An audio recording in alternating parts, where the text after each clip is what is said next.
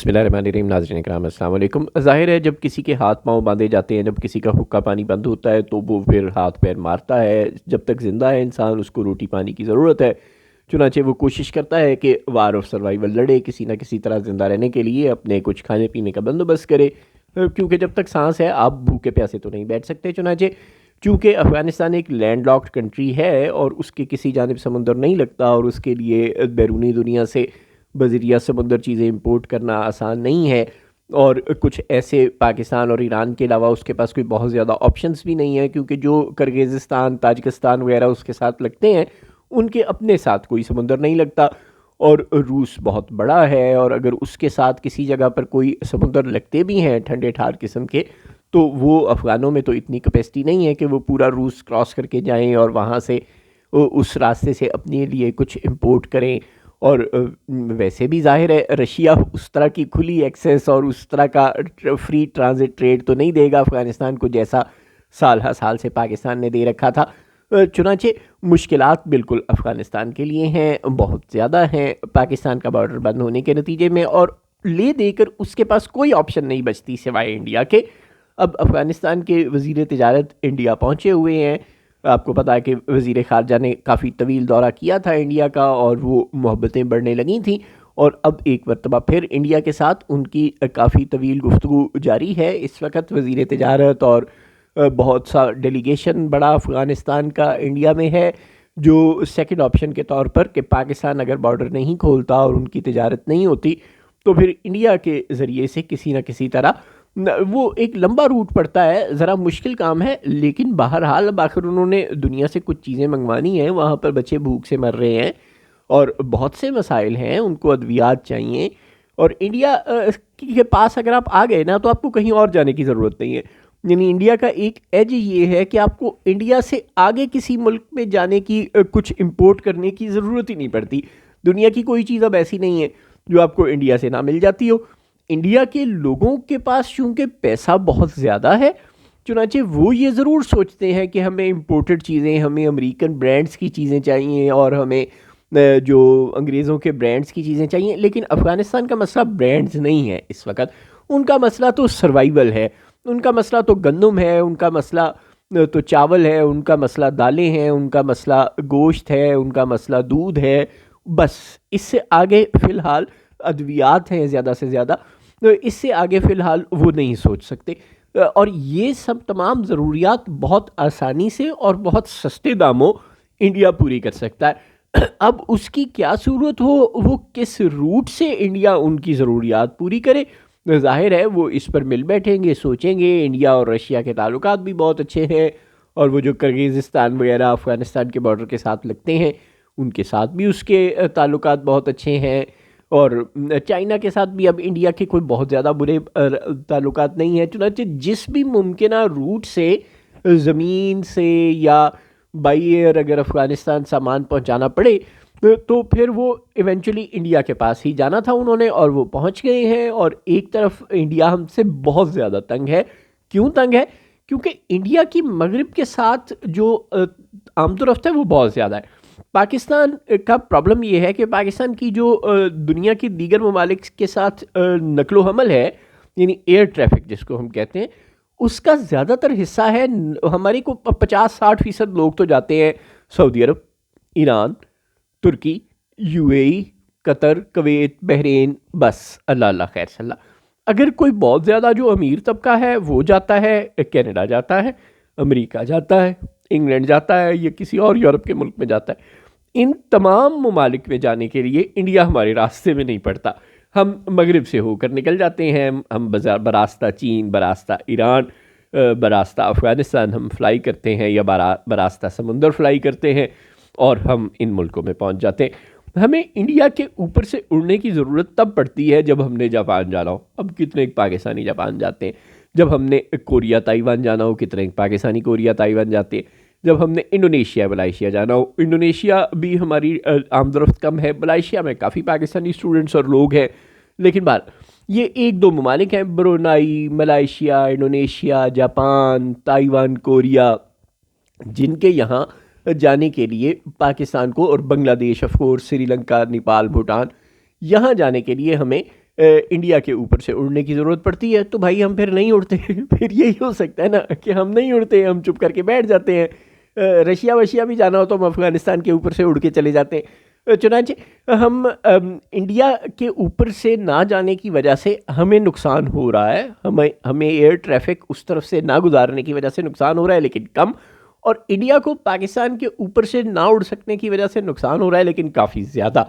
क्योंकि जो यूरोप के साथ, अच्छा इंडिया बाय द वे हमारी निस्बत चौड़ा है तो वो नीचे ऊपर से होके भी निकल जाते हैं, रास्ता चीन भी ऊपर से उड़ के चले जाते हैं और नीचे से रास्ता समुंदर भी, उनके कुछ सूबों के जो बम्बई शम्बई है उनका कोई प्रॉब्लम नहीं है, कि पाकिस्तान के ऊपर से ही उड़ के जाना है। जो कलकत्ता शलकत्ता है उनका भी कोई प्रॉब्लम नहीं है। उनके लिए प्रॉब्लम आता है ये जो राजस्थान और पंजाब और इनके पीछे जो रियासतें हैं सारी, जो 8-10 रियासतें जो पाकिस्तान की इस बेल्ट के पीछे पीछे आती हैं, उनके लोगों का सिर्फ प्रॉब्लम है। और वहाँ पे बहुत अमीर कम्युनिटी है और वहाँ पर ऐसे है कि आपने सुबह यूरोप शाम अमरीका इंडिया, ये कोई मजाक है इंडिया के मुतमव्वल तबके के लिए। चुनांचे बिल्कुल उन लोगों को नुकसान हो रहा है, करोड़ों अरबों रुपए का नुकसान हो रहा है, रोज़ाना के हिसाब से नुकसान हो रहा है, लंबे रूट की वजह से फ्यूल के चार्जेस उनके ज़्यादा पड़ रहे हैं। मगर बहरहाल इंडिया बड़ा मुल्क है, उसके लिए ये नुकसानात छोटे बड़े हैं वो बर्दाश्त करना आसान है। उसके शहरियों के लिए भी महंगा टिकट ख़रीदना आसान है, उसकी एयरलाइंस के लिए भी इतने नुकसान बर्दाश्त करना आसान है क्योंकि उनका बिज़नेस बहुत ज़्यादा है। मगर अफ़गानिस्तान को जो नुकसान हो रहा है वो बहुत ज़्यादा है और अब उसने कोई हल तो ढूंढना है। बाई एयर भी अगर वो इंडिया से चीज़ें मंगवाएगा तो ठीक है, उसका ख़र्चा ज़्यादा आएगा, लेकिन अब वो क्या करे। और अगर बाई रोड उन्होंने कहीं से कोई कनेक्शन ढूंढ लिया, चाहे वो बरास्ता ईरान हो या चाहे वो कोई सेंट्रल एशियन रियासतों के ज़रिए हो या चाहे वो चाइना के ज़रिए हो, जो भी रूट वो अपनाएंगे, लेकिन इवेंचुअली अब वो मिल बैठे हैं और डिस्कशन कर रहे हैं। और क्या पाकिस्तान के लिए ये अच्छा है कि हमारे मशरक़ और मगरिब के हमसाए आपस में मिल बैठें और हमें सैंडविच करने का सोचें? अब देखें, इंडिया को तो हम इंसान बना नहीं सकते, उसके साथ तो कोर इशू है कश्मीर का, और वो कश्मीर का इशू तकरीबन खा चुका है इंडिया, और वो उस पर बात करने क्या सुनने को भी तैयार नहीं है और किसी मीडिएटर की भी बात सुनने को तैयार नहीं है। डोनाल्ड ट्रंप तक की वो बात नहीं सुनता कश्मीर के मौजू पर, तो हमारी तो उसने क्या सुननी। ले देकर अफ़गानिस्तान है जिसके साथ हमारा इस तरह का कोई प्रॉब्लम नहीं है और इवेंचुअली हमें उसके साथ मसले हल करने पड़ने हैं, गुजारा नहीं है। लेकिन हम लटकाऊ पॉलिसी के पता नहीं क्यों कायल है। ये जो लिंगर ऑन करने की पॉलिसी है ना, डंग टपाऊ पॉलिसी, लटकाऊ पॉलिसी, ये कुछ हलक में उतर नहीं रही, बात समझ में नहीं आ रही। यानी चले देखें ना, 26वीं तरमीम में आप जो काम नहीं कर सके वो आपने 27वीं में किए। मेक सेंस, क्योंकि उस वक्त मौलाना फजल रहमान अकड़े हुए थे। मौलाना फजल रहमान के ज़रिए इतना काम करवा लिया कि मौलाना फजल रहमान को ही साइड लाइन करवा लिया। हाय हाय हाय, सियासत इसे कहते हैं। अपने वालों मौलाना साहब पाकिस्तान के एक सीनियर सियासतदान हैं, लेकिन उन्होंने ऐसी वो stupid enough to jump into the robbery वाली बात है कि वो उन्होंने इस कदर बेवकूफ़ी का मुजाहरा किया कि उन्होंने 26वीं आईनी तरमीम में सरकार का साथ दिया और अदालतों को सरकार का ग़ुलाम बनवा दिया। जब उन्होंने अदालतों को सरकार का ग़ुलाम बनवा दिया तो उन्होंने उन अदालतों के ज़रिए रिज़र्व सीट्स पे कब्ज़ा कर लिया और 2/3 अक्सरियत हो गई पीपल्स पार्टी और नून लीग के पास। क्या मौलाना के पास इतनी बईद निगाही नहीं थी कि वो ये फोर्स ही कर सकते कि उनके बगैर 2/3 अक्सरियत हो जाएगी हुकूमत के पास, और वो 2/3 अक्सरियत हो गई। और अब मौलाना तो अपनी तरफ से चौड़े हो रहे थे कि चलो इमरान खान और पीटीआई सीटों से महरूम हो गई, लेकिन हुआ क्या, नून लीग और पीपल्स पार्टी सीटों की बहुतात से नवाजी गई। माले गनीमत में उन्हें बहुत सी सीटें मिल गई, जिसकी वजह से मौलाना का अपना ही पत्ता बेचारों का कट गया और अब उन्होंने 27वीं आईनी तरमीम के वक्त मौलाना को घास तक नहीं डाली। इस तरह अगर आपको देर करनी पड़े, आपने ठंडा करके खाया ना। सरकार ने पहले 26वीं आईनी तरमीम में मौलाना को इस्तेमाल किया, वो नहीं माने आईनी अदालत पर, उन्होंने कहा ठीक है जनाब आईनी बेंच बना देते हैं। जब वो आईनी बेंच बन गया तो उन्होंने मौलाना का पत्ता काट दिया। तो इस काम में सरकार को 1.5 साल लग गया। अगर मौलाना मान जाते तो ये आईनी अदालत उसी वक्त बन जाती, लेकिन वो नहीं बन सकी। और अब मुकम्मल तौर पर यानी कि 200% मती अदालतें, 100% मती तो उस वक्त भी थी 26वीं आईनी तरमीम के बाद, लेकिन अब 200% मती हो गई ना। ये करने में सरकार को एक साल लग गया। 26वीं और 27वीं आईनी तरमीम में मौलाना नहीं मान रहे थे, लेकिन अब तो ऐसा कोई मसला नहीं है ना। अब तो दरमियान में कोई मौलाना नहीं है। अब अफ़गानियों के साथ बैठ जाएं, एक दिन में बात नहीं बनती, 2 दिन में नहीं बनती, 10 दिन में बना लें, 20 दिन में बना लें।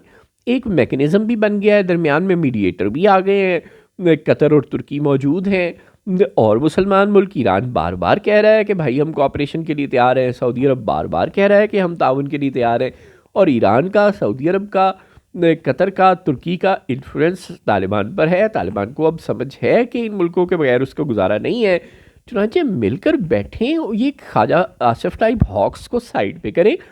ठंडे मिजाज के जो लोग आपके पास हैं, अगर कहीं हैं तो उनको बिठाएं। कोई चौधरी एहसन इकबाल अपने वालों प्रोफेसर हैं, कोई शेरी रहमान साहिबा की खिदमात लें, एक मजी हुई एक खातून है जिनकी डिप्लोमेसी पे अच्छी खासी गिरफ्त है, और बड़े सीनियर किस्म के डिप्लोमेट्स हैं हमारे फॉरेन ऑफिस के, बहुत से साबिक सेक्रेटरी और मौजूदा सफारतकार हैं जो बड़े समझदार लोग हैं, उनको इंडक्ट करें, दरमियान में डालें और बैठ जाएं। 15 दिन में नहीं, महीने में नहीं, या 2 महीने में, 3 महीने में कभी तो तालिबान को इंसानों वाली लाइन पर आएंगे ना। लेकिन अगर आप डायलॉग की बजाय लड़ाई झगड़ा करते रहेंगे तो नतीजा ये होगा कि इंडिया और अफ़गानिस्तान बहुत ज़्यादा करीब आ जाएंगे, और इवेंचुअली ये कुर्बत हमारे लिए अच्छी नहीं है। क्यों? क्योंकि इस कुर्बत के नतीजे में अफ़गानिस्तान में इस्राएली एजेंट घुस सकते हैं, और अफ़गानिस्तान के बॉर्डर से अगर अफ़गान जो देसी साख्ता बमों वाली खुदकुश जैकेटें लेकर आते हैं तो पाकिस्तान की सिक्योरिटी को कितना ब्रीच करते हैं, और पाकिस्तान में आम आवाम की कितनी जानें जाती हैं, सिक्योरिटी फोर्सेस के कितने जवान शहीद होते हैं, ये सब हमारे सामने है।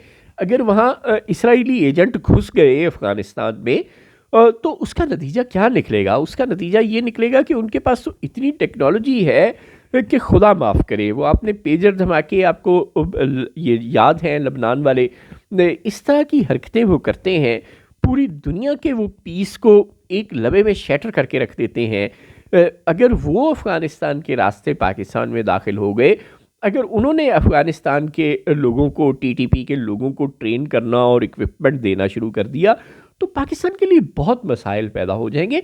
इसलिए बेहतर है कि आप सुहेल अफरीदी और माहिर बलोच से जो अफ़गान बॉर्डर पे पाकिस्तान के अंदर मौजूद हैं सूबे, उनके साथ भी बना कर रखें, और अक्रॉस बॉर्डर अफ़गानियों के साथ भी बना कर रखें।